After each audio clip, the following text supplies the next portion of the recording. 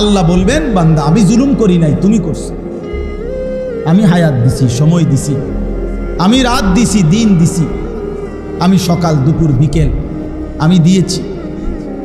আমি সকাল না দিলে ফজর পড়বে কেমনে, এই জন্য আমি সকাল দিছি। আমি দুপুর না দিলে আমার বান্দা জোহর কেমনে পড়বে, এই জন্য আমি দুপুর বানাইছি, বিকেল বানাইছি আসর পড়তে, সন্ধ্যা বানাইছি মাগরিব পড়ার জন্য, রাত বানিয়েছি এশা তাহাজ্জুদ পড়ার জন্য। আমি তো সুযোগ দিছি বান্দা, আমি তো জুলুম করি না। আশ্চর্য কথা হলো বাপ, এই যে আয়াত পড়লাম, এর পরের আয়াত হলো এই লোকটা তখন জাহান্নামী বুঝবে যে আমি সরাসরি আল্লাহর কাছে আর চাইয়া লাভ নাই। উনি আমার বিরতিও দেয় না, আমার মুখে আর হাসিও ফুটবে না।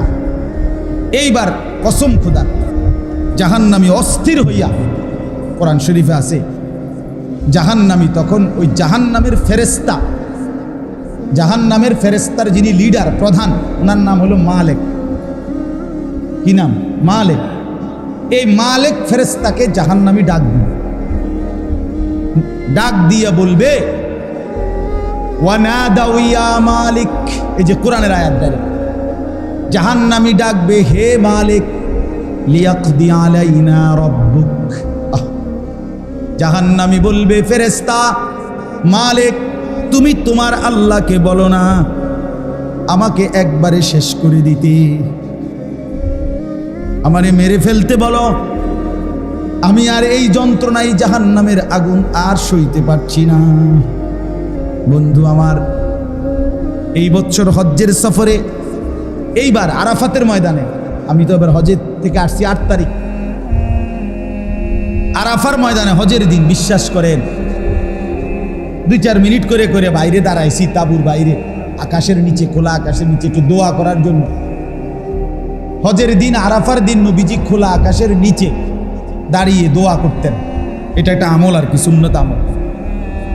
কসম খোদার, 2-3 বার দাঁড়াইছি বাইরে খোলা আকাশের নিচে, বিশ্বাস করেন মনে হয়েছে যেন আগুনের গোলা পায়ের মধ্যে মনে মারতেছে ছুরা, এত গরম, এতটা তীব্র গরম।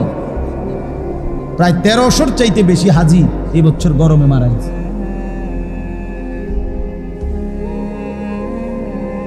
তাইলে 9 কোটি, বিজ্ঞানের ভাষায় সূর্য কত দূরে? 9 কোটি 30 লক্ষ মাইল দূরের সূর্য যদি আলো দিলে এখানে এত গরম হয়, তাইলে মাথার উপরে যখন সূর্যটা 1 বিঘত উপরে হাসরের ময়দানে থাকবে, বন্ধু আমার কেমন গরম হবে, কেমন শুনবে?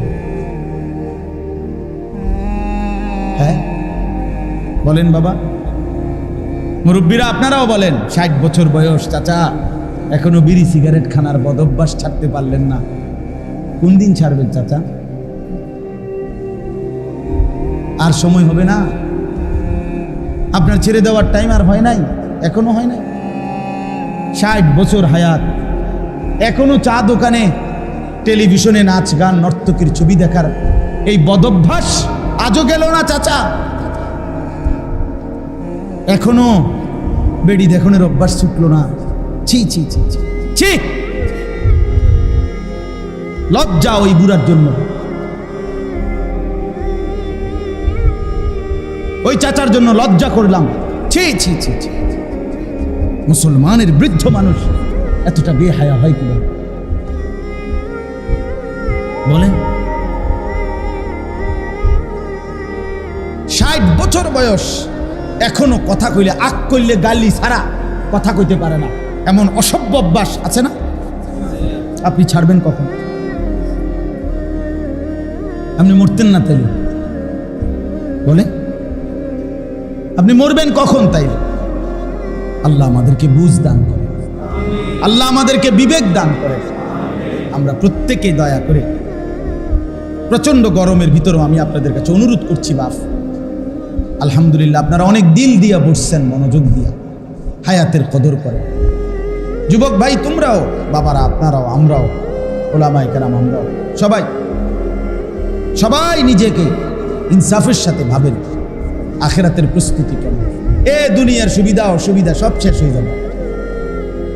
আমি মরলেও সুবিধা থাকবো, আমি মরলেও অসুবিধা থাকবে, থাকবে না?